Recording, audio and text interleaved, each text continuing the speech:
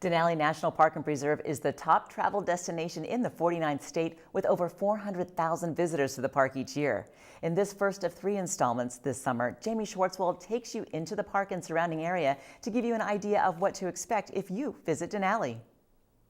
The High One, or Denali, is the tallest peak in North America, soaring 20,310 feet above sea level. It's the reason they visit the 6 million acre park and preserve. Catching a glimpse of the behemoth is a reason they come back. There are many ways to access the park. Many choose the park's bus system, which offers several options for hikers, campers, or those hoping to see the many species of wildlife within the park. There are also guided tours. Seeing people seeing something that they've never even imagined they would see, and the joy and the excitement, it fills me right up.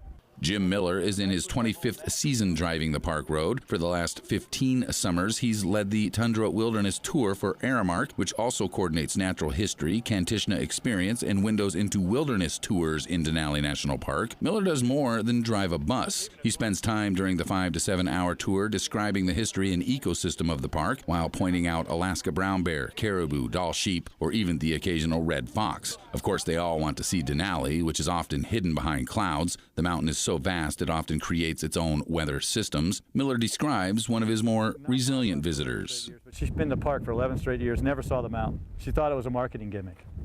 And so we hadn't seen it until we crested Stony, and the mountain was there in all its glory. She was crying. I mean, it was just so exciting, the joy that she had. Pretty amazing. I came here in 1978 for the first time as a kid, 15 years old.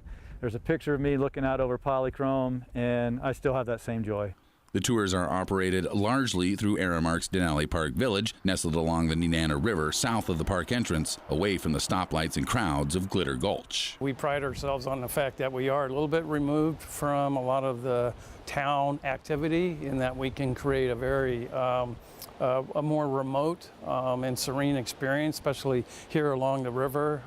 Actually very peaceful, and we really feel that enhances the overall experience, carries that park theme right here to the lodge. A vast majority of the visitors come from out of state or out of the country for that matter. However, Canali says they have room for locals from Fairbanks and surrounding areas. There's a misconception that it's full up once we get into peak season, that there's no space, you can't get into the park. That's not true.